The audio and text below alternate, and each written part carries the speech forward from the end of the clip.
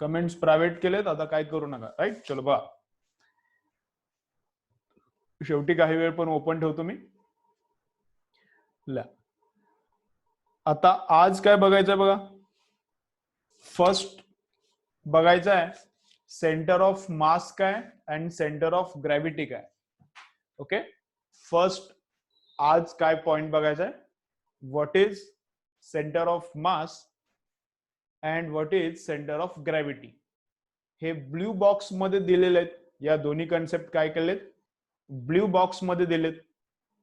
मग या concept mostly exams मध्ये तर विचारणार नाहीत, मोस्टली एक्झाम्स मध्ये तर विचारले नाहीत, पण एखाद्या वेळी विचारू पण शकतात. कारण जसं बोर्ड बुकच्या सुरुवातीला लिहिलंय त्याच्याप्रमाणे हे बोर्डच्या पेपरमध्ये विचारणार नाहीत. ओके, हे एक्स्ट्रा इन्फॉर्मेशन आहे. जी पण ब्ल्यू बॉक्स मध्ये दिली बुक मध्ये ती एक्स्ट्रा इन्फॉर्मेशन आहे. राईट, फर्स्ट काय बघायचं आहे, what is centre of mass and what is centre of gravity. बघा, सेंटर ऑफ मास काय अँड सेंटर ऑफ ग्रॅव्हिटी काय ते आपण अंडरस्टँड करूया. सेंटर ऑफ मास काय, सेंटर ऑफ मास काय असते बघा. हे आता आपल्याकडे स्केल आहे बघा, ही स्केल आहे. मग स्केलचं मास कुठं आहे. चला सर्वजण काय करा, बस बघ, ही आपल्याकडे स्केल आहे आणि स्केलचं मास प्रत्येक ठिकाणी काहीतरी आहे. स्केलचं मास प्रत्येक ठिकाणी काहीतरी आहे. असं नाही की एकाच ठिकाणी सगळं मास आहे. स्केलचं मास काय झालंय, स्प्रेड झालेलं आहे. स्केलचं मास काय झालंय, स्प्रेड झालेला आहे. नेटचा प्रॉब्लेम काय असेल तर तुमच्याकडेच असेल. नेटचं मी स्पीड आता पण स्क्रीन शेअर करून दाखवलं होतं. काही प्रॉब्लेम नाही माझ्याकडे, तुमच्याकडे असेल तर बघा, चेक करा. राईट, तर स्केलचं मास काय आहे, स्प्रेड झालेलं आहे. इकडं थोडं मास आहे, इथं थोडं मास आहे, इथं थोडं मास आहे. स्केलचं मास स्प्रेड झालंय. मग सगळं मास कुठे एका ठिकाणी बसलंय काय, नाही, तसं तर काही नाही. पूर्ण स्केलचं सगळं मास एका ठिकाणी कुठे बसलंय का, नाही.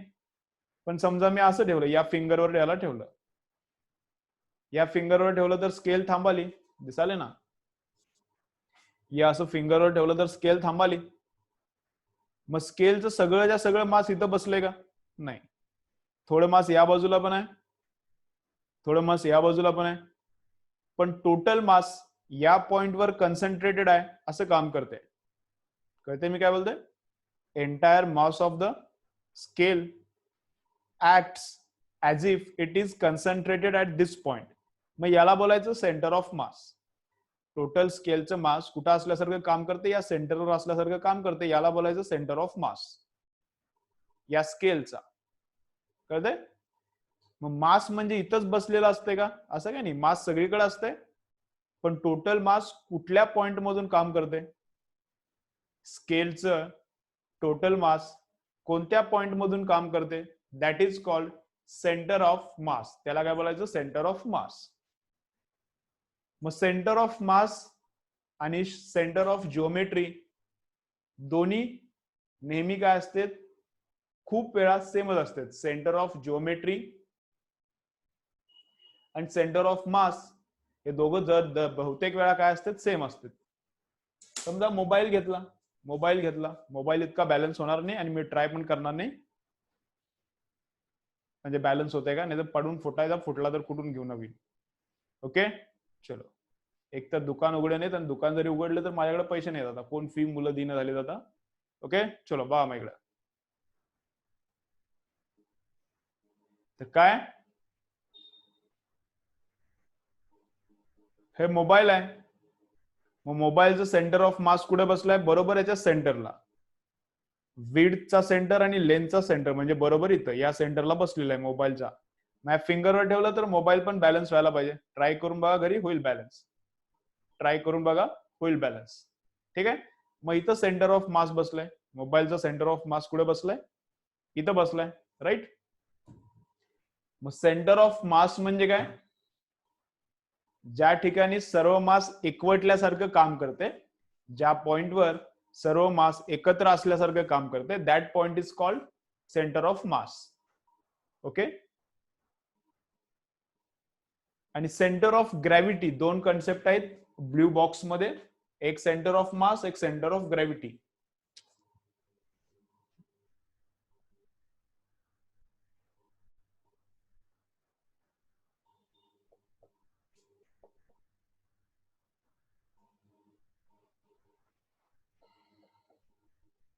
एक आहे सेंटर ऑफ मास आणि दुसरं काय सेंटर ऑफ ग्रॅव्हिटी. बा, जे अहमदपूरचे स्टुडंट्स आहेत ज्यांनी फीज नाही भरली त्यांना उद्याचं लेक्चर अटेंड करता येणार नाही. मी काय करणार, सर्वांना वेटिंग रूम मध्ये ठेवणार. ऐका मी काय बोलतोय, सर्वांना वेटिंग रूम मध्ये ठेवेन जे अहमदपूरचे स्टुडंट्स आहेत त्यांना,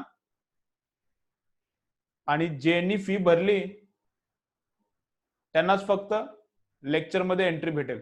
ज्यांनी फी भरली त्यांनाच फक्त लेक्चर मध्ये एंट्री भेटेल, बाकीच्यांना जॉईन होता येणार नाही. ठीक आहे, ओके. आणि जे परभणीचे त्यांची लिस्ट मी घेतो गोरे सरांच्याकडून, कारण त्यांना पण एंट्री द्यावी लागेल. त्यांचं फीज मला माहित नाही, सर बघतील ते.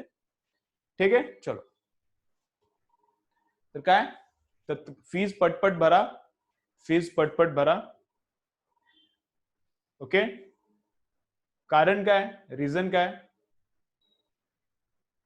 ऑनलाईन क्लासेस असल्यामुळे एकतर 20% मुलं ऑनलाईन लेक्चर्स बघण्यासाठी येतात. आपल्या 10वीच्या मुलांना माहिती आहे, जे अहमदपूरचे स्टुडंट्स आहेत. आता गोरे सरांच्याकडे किती स्टुडंट्स असतात मला इतकी आयडिया नाही, पण अहमदपूरच्या स्टुडंट्सला बघा, तुम्ही बघा फिजिकल असताना किती मुलं क्लास करायची, त्याच्यापेक्षा आता किती करायलेत, 1/5 मुलंच फक्त लेक्चर करायलेत, 1/5 मुलंच फक्त लेक्चर करायलेत. कळतंय.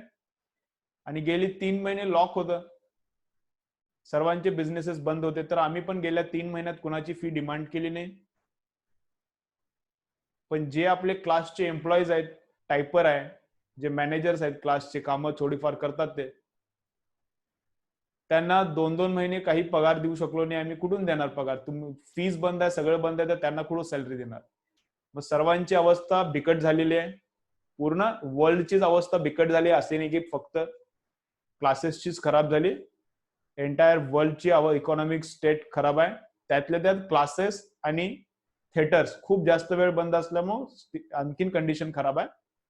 तर खूप दिवस तुम्हाला आम्ही सवलत दिली, तुम्हाला त्रास फीस साठी कधीच दिला नाही. तुम्हाला फी साठी त्रास म्हणजे लेक्चर मधून बाहेर काढणं हे आम्ही कधीच करत नाही. गेली 2-2 महिने तुम्हाला काही पण बोललो नाही, पण आता फी भरावी लागेल. कळतंय. कारण अक्षरशः जे आपले लोक आहेत की क्लाससाठी ज्यांनी खूप काम केलं ते आता पण करतायत, पण त्यांना आम्ही सॅलरी काही देऊ शकत नाही, त्यांची कंडिशन खराब झाली. राईट. फीस भरून घ्या, फीस भरून घ्या आणि झोपून लेक्चर बघू नका. हे शेंबड्या कोण आहे ते, उठ, फीस भरून घ्या. ओके. उद्याचं लेक्चर ज्यांनी फीस भरली त्यांनाच मी एंट्री देणार. राईट. चलो बघा समोर. हा, ते पण काय स्टुडंट्स खूप कमी अटेंड करायलेत ऑनलाईन, हे मला बोलायचं आहे. खूप कमी अटेंड करायलेत. मग काही जणांच्याकडे नेट नसेल, मोबाईल नसेल, किंवा आळसपणा आहे, आता काय ते मला रिझन्स माहिती नाहीत. आणि जे करायलेत त्यांची पण इकॉनॉमिकल कंडिशन सर्वांचीच खराब झाली, त्यामुळे फीस जी येत होती त्याच्यापेक्षा खूपच कमी फी आली. पण किती पण कमी होऊ दे, तुम्ही फीस भरत राहा. आपण जे आपली लोक आहेत त्यांना ऍटलिस्ट आपण जगवलं पाहिजे. आता हा वेळ पॅन्डेमिकचा जेवढा पण लॉकडाऊनचा वेळ आहे, त्यांना थोडंफार तरी आपल्याकडून सॅलरी गेली पाहिजे. याच्यासाठी म्हणतोय काय, फीस द्या. खूप वेळ तुमचं आम्ही लाड केलं, आता तुम्ही पण ऐका आमचं. राईट. चलो. मग काय काय बघायचं आपल्याला, सेंटर ऑफ मास. मग सेंटर ऑफ मास काय, point at which entire mass of the object is concentrated, that point is called center of mass. आणि सेंटर ऑफ ग्रॅव्हिटी म्हणजे काय, सेंटर ऑफ ग्रॅव्हिटी ज्या पॉइंटवर अर्थनं टोटल फोर्स लावला, ज्या पॉइंटवर अर्थनं टोटल फोर्स लावला अट्रॅक्शनचा, त्याला बोलायचं centre of gravity. Centre of gravity आणि सेंटर ऑफ मास जितके पण न्यूमरिकल्स तुम्हाला येतील, इव्हन 11-12 ला पण येतील, त्यावेळी सेंटर ऑफ मास आणि सेंटर ऑफ ग्रॅव्हिटी एकाच ठिकाणी असते. ते वेगवेगळ्या ठिकाणी पण असू शकतात. सेंटर ऑफ मास आणि सेंटर ऑफ ग्रॅव्हिटी हे वेगवेगळ्या ठिकाणी पण असू शकते, पण मोस्ट ऑफ द टाइम्स काय असते ते एकाच ठिकाणी असते. दोन्ही मी एक्सप्लेनेशन करतो. हे निसर्गराज बाळ, तुझा व्हिडिओ बंद कर, नाही तर तुझं सगळं दुकानच बंद करतो बघ मी.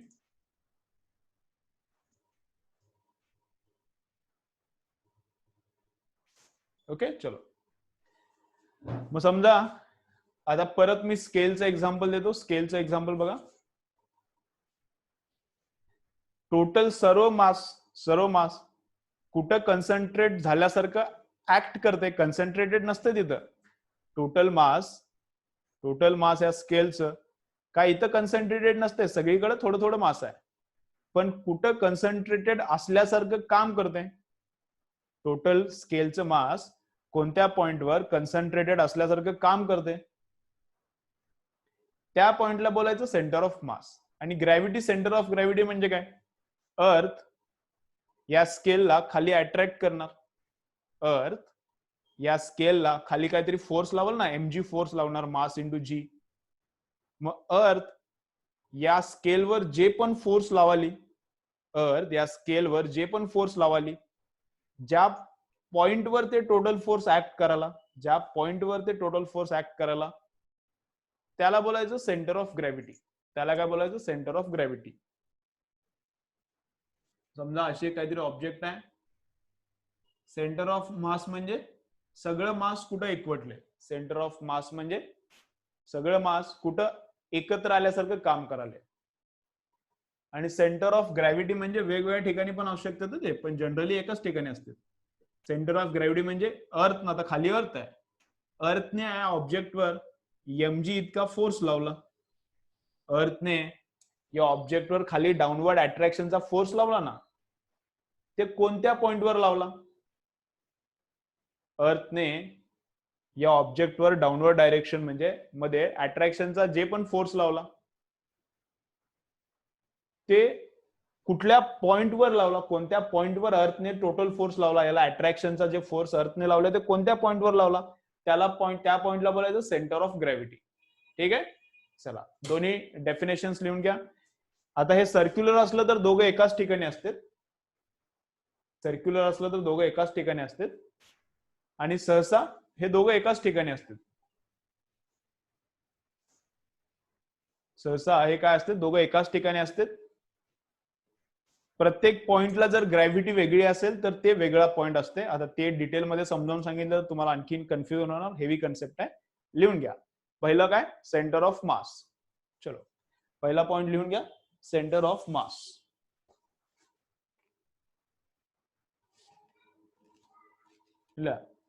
The centre of mass of an object. Definition लिहून घ्या. एकदा लिहून घ्या मग बोलतो. सृष्टी एकदा लिहून घ्या मग बोलतो. The centre of mass of an object. Center of mass of an object. Center of mass of an object is the point inside or outside. Is the point inside or outside the object. The center of mass of an object. The center of mass of an object is the point inside or outside the object. Is the point inside or outside the object at which, fast लिहून घ्यायला शिका जरा, at which the total mass of the object, at which total mass of the object, at which total mass of the object can be assumed to be concentrated. At which the total mass of the object can be assumed to be concentrated. Can be assumed to be concentrated.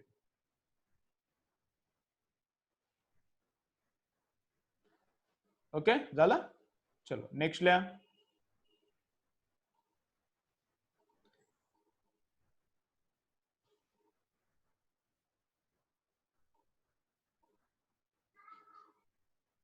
Next लिहा. Centre of gravity book मध्ये दिलं नाही, पण centre of gravity me explain केलं. Centre of gravity book मध्ये दिलं नाही, पण मी एक्सप्लेन केले. तुम्ही सिंपल मध्ये काय लक्षात ठेवा, कळलंय सेंटर ऑफ ग्रॅव्हिटी, दे नो प्रॉब्लेम. जर अंडरस्टँड झाला नसेल तर काय लक्षात ठेवा, centre of gravity and centre of mass both are same, असं सिंपल लक्षात ठेवा. थोडा फरक आहे त्यांच्यात, पण कळालं नसेल तर सेम आहे असं लक्षात ठेवा. ठीक आहे, चलो.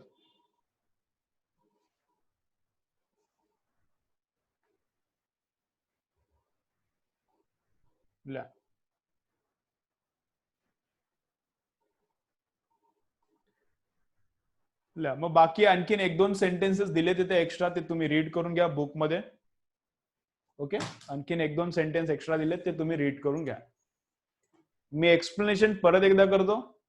चला बा समोर, मी एक्सप्लेनेशन परत एकदा करतो, समोर लक्ष द्या व्यवस्थित. काय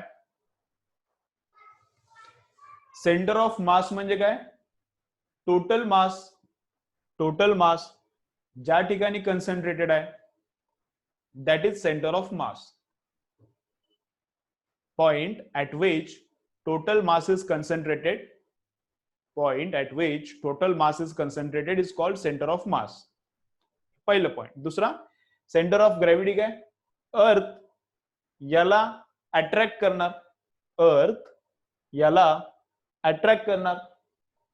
तर अर्थने याच्यावर अट्रॅक्शनचा फोर्स कोणत्या पॉइंटवर लावला, अर्थने याच्यावर अट्रॅक्शनचा फोर्स कोणत्या पॉइंटवर लावला, त्या पॉइंटला बोलायचं सेंटर ऑफ ग्रॅव्हिटी. अर्थने ऑब्जेक्टवर कोणत्या पॉइंटवर अट्रॅक्शनचा फोर्स लावला, त्या पॉइंटला बोलायचं सेंटर ऑफ ग्रॅव्हिटी. ग्रॅव्हिटी ज्या पॉइंटवर ऍक्ट व्हायली, ग्रॅव्हिटेशनल फोर्स ज्या पॉइंटवर ऍक्ट व्हायला त्याला सेंटर ऑफ ग्रॅव्हिटी. ठीक आहे, ओके, चलो.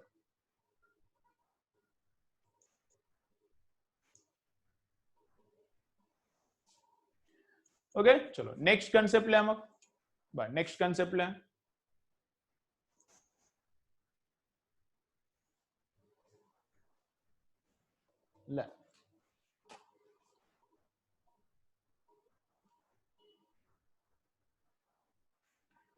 काय derivation of Newton's law of gravitation. चला लिहा.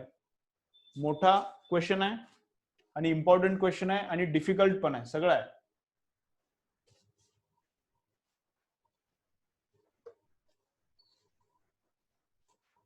काय हेडिंग काय लिहायचं, बोर्डबुक मधलं हेडिंग थोडं वेगळं आहे, बोर्डबुक मधलं हेडिंग थोडं डिफरंट आहे, मी थोडं डिफरंट देते. बोर्डबुक मध्ये काय लिहिलंय, युनिफॉर्म सर्क्युलर मोशन. बोर्डबुक मध्ये काय दिलं, uniform circular motion and magnitude of centripetal force, असं काहीतरी नाव दिलंय, पण ते काय बरोबर त्याचं नेमिंग नाही. मी जे सांगतो ते लिहा. मग काय लिहा, डेरिवेशन ऑफ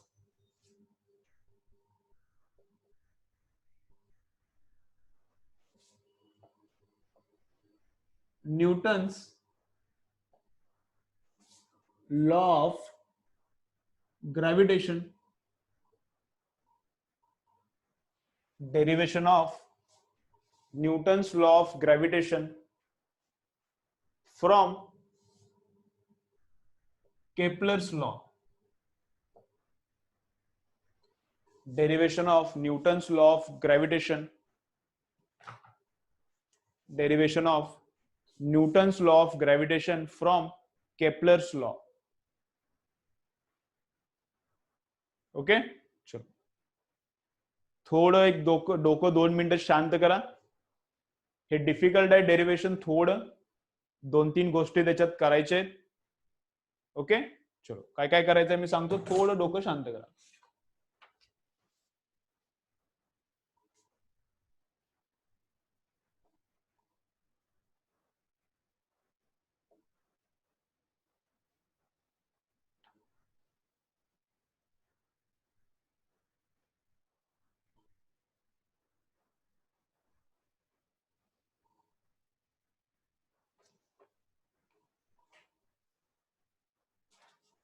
ओके, चलो.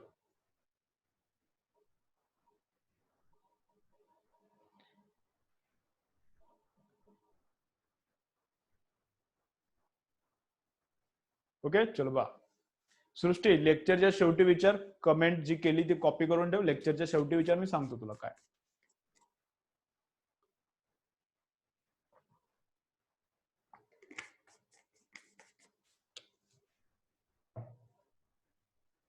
ओके चलो बघा आता काय करायचंय. हा पार्ट थोडा डिफिकल्ट वाटेल, पण मी एकदम सोपा करून सांगतो. मी जे शिकवलं ते एकदम चिंपांजीला पण कळायला पाहिजे, माकडांना पण कळायला पाहिजे, एवढं सोपं मी शिकवतो, एवढं सोपं करून शिकवतो त्याला. तुम्ही तर हुशार आहात, तुम्हाला तर कळायलाच पाहिजे, पण लक्ष द्या व्यवस्थित. कळतंय? लक्ष द्या. मी एकदम सोपं करून सांगतो, पण पार्ट डिफिकल्ट आहे, थोडं डोकं लावा, थोडं लक्ष द्या. राईट. काम काय करायचं आहे ऐ चलो, काम काय करायचंय. Newton's law of gravitation. तर न्यूटन्स लॉ ऑफ ग्रॅव्हिटेशन पूर्ण लॉ डिराईव्ह करायचं नाही. न्यूटन्स लॉ ऑफ ग्रॅव्हिटेशन म्हणजे पूर्ण लॉ डिराईव्ह करायचं नाही, फक्त त्यातला छोटा पार्ट डिराईव्ह करायचा आहे. कुठला? हा. इकडे कोपऱ्यात घेऊ का त्याला? इकडे कोपऱ्यात घेतो. Force is proportional to 1/r². न्यूटनचा फॉर्म्युला काय? Force is proportional to m1 m2, force is proportional to product of masses, and force is proportional to 1/r², or force is inversely proportional to r². मग सगळा law derive करायचं नाही. we have to derive only this part. Force is inversely proportional to r². केवढा part derive करायचं? we have to derive only this part. Force, gravitational force is inversely proportional to r². एवढंच फक्त आपल्याला derive करायचं आहे. कळतंय? चलो. कशापासून डिराईव्ह करायचा? टोटल लॉ डिराईव्ह करायचं नाही, फक्त एवढंच. कशापासून डिराईव्ह करायचा आहे? Kepler's third law. कशापासून आणायचा आहे? हे तयार करायचं आहे. कशापासून तयार करायचं आहे? Kepler's third law. मग काय काय वापरायचं बघा. केपलर्स थर्ड लॉ म्हणजेच काय? हा, t² is proportional to r³. काय काय वापरायचं आपल्याला? केपलर्स थर्ड लॉ, हे एक वापरायचं आहे. हे काय आहे मी सांगतो. आणि हे पण वापरायचं सेंट्रिपेटल फोर्स, ते पण मी काय सांगतो. व्यवस्थित लक्ष द्या. काय? केपलर्सच्या तिसऱ्या लॉ वरून हे आपल्याला प्रूव्ह करायचं आहे. एवढं क्लिअर? थोडं डोक्याला ताप होईल ना, लक्ष देत राहा.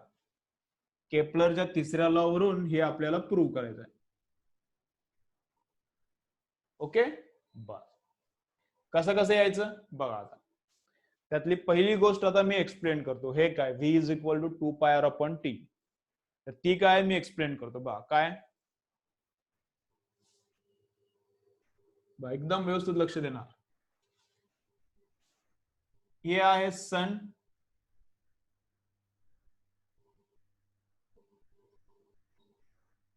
आणि इथं आहे प्लॅनेट.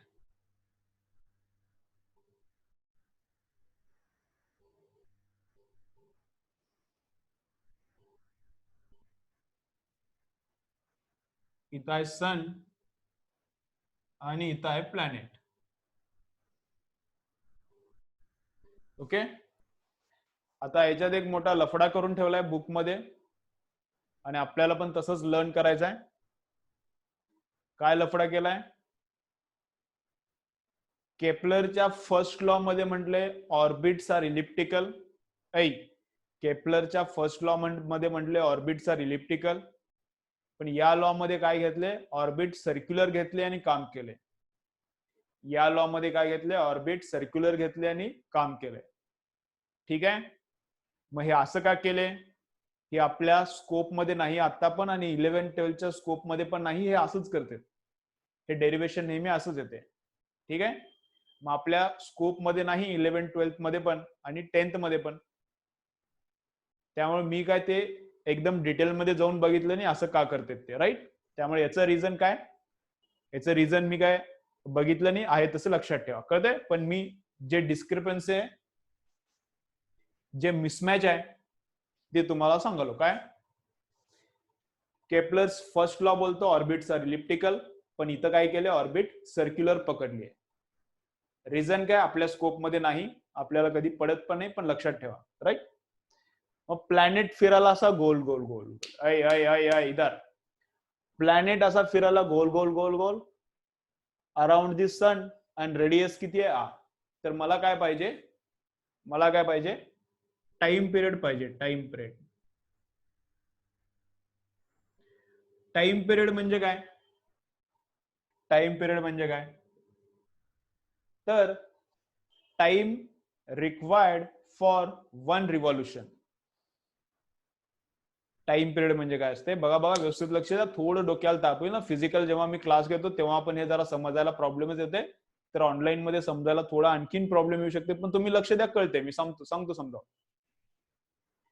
टी टाइम पिरियड काय, टाइम पिरियड काय, time required for one revolution. प्लॅनेटला एक गोल फेरी मारायला किती वेळ लागते, दॅट इज टी. प्लॅनेटला सनच्या अराउंड एक गोल फेरी मारायला किती वेळ लागते ते म्हणजे टी.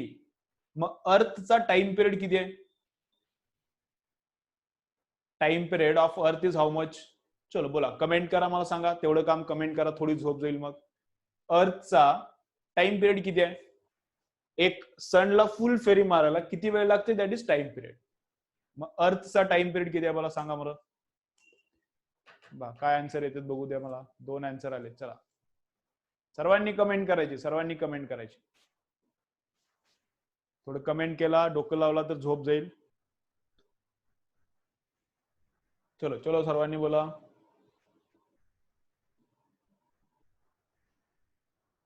नरेश चलो.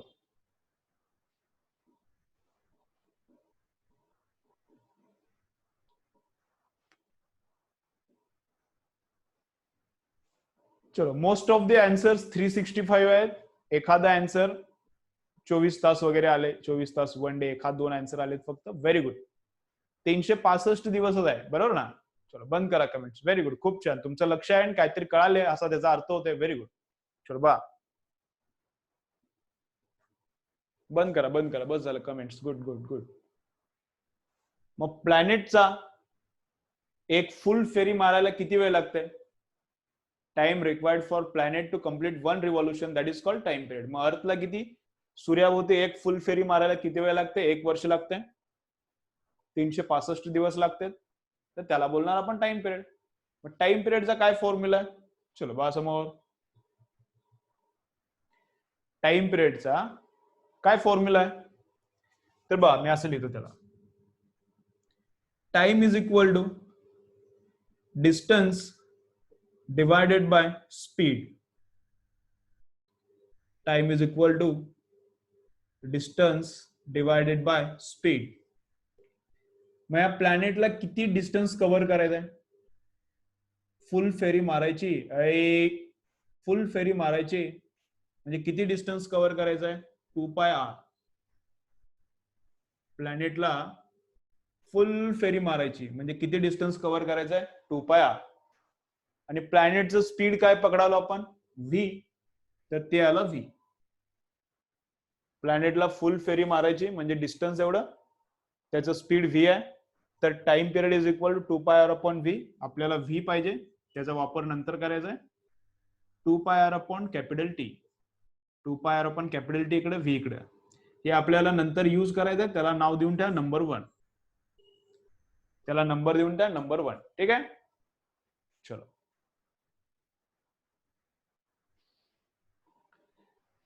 ओके. ज्याला कमेंट करा म्हणते त्यासाठीच कमेंट करा, अदरवाईज करू नका. मी बोलतो ना कमेंट करा, त्याच वेळी कमेंट करा. बरं, हे लेक्चर मध्येच बंद होईल 40 मिनिट झाले की. परत एकदा लिंकवर क्लिक करून, लेक्चर आपलं 1 आवर आहे 7 ते 8, परत एकदा लिंक करून लेक्चरला परत कनेक्ट व्हायचं. राईट. चलो मी इतका पार्ट लिहूया, इतका पार्ट लिहूया. हे कोपऱ्यामध्ये लिहून ठेवा. काम काय करायचं आपल्याला, कोपऱ्यामध्ये लिहा.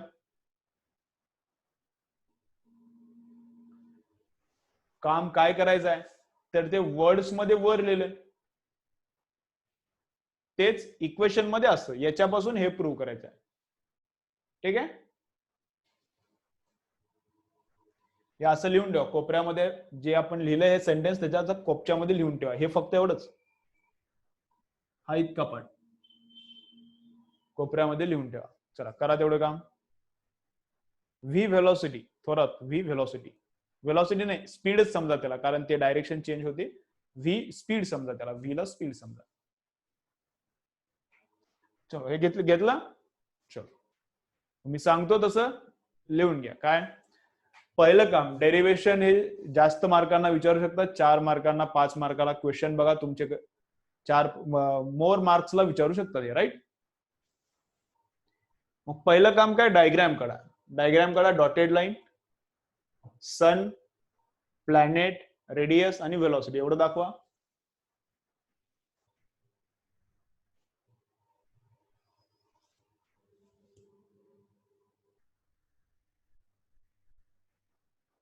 डायग्राम काढा. चला मी सांगतो तसं काम करा, एक एक.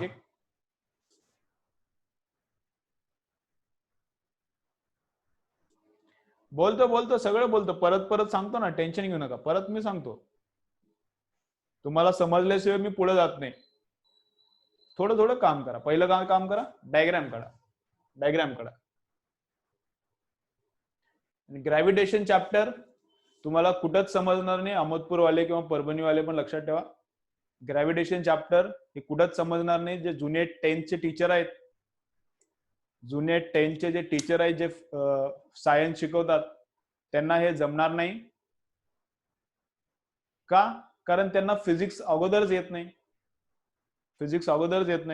आणि त्यात थोडं हे चॅप्टर डिफिकल्ट आहे. त्यामुळे तुम्हाला ग्रॅव्हिटेशन कुठं पण समजणार नाही. अहमदपूरचे स्टुडंट्स बघा, मित्रांना वगैरे सांगा जॉईन करायला. जे लेक्चर बघणार झालेत किंवा दुसरीकडे उगाच चंपू गंपू फालतू सटर फटर क्लासेस चाललेत, त्यांना आपल्याकडे जॉईन व्हायला सांगा. सर्वांना कळणार ग्रॅव्हिटेशन तर इथंच कळणार, कळतंय. मग चंप्या गंप्या लोकांना जॉईन व्हायला सांगा, फटाफट स्टडी करायला सांगा. चलो डायग्राम काढा.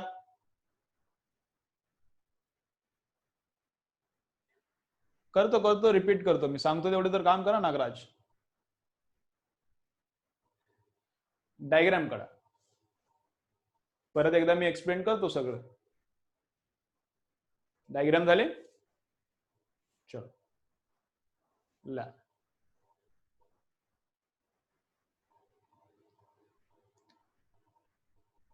ला काय आता,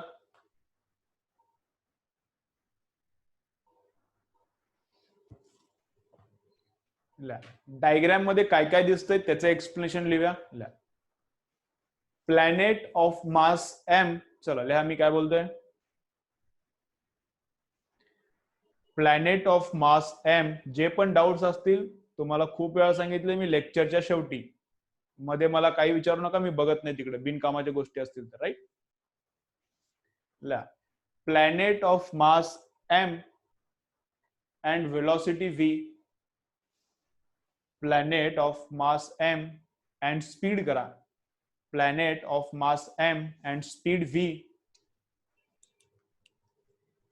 revolving around the sun.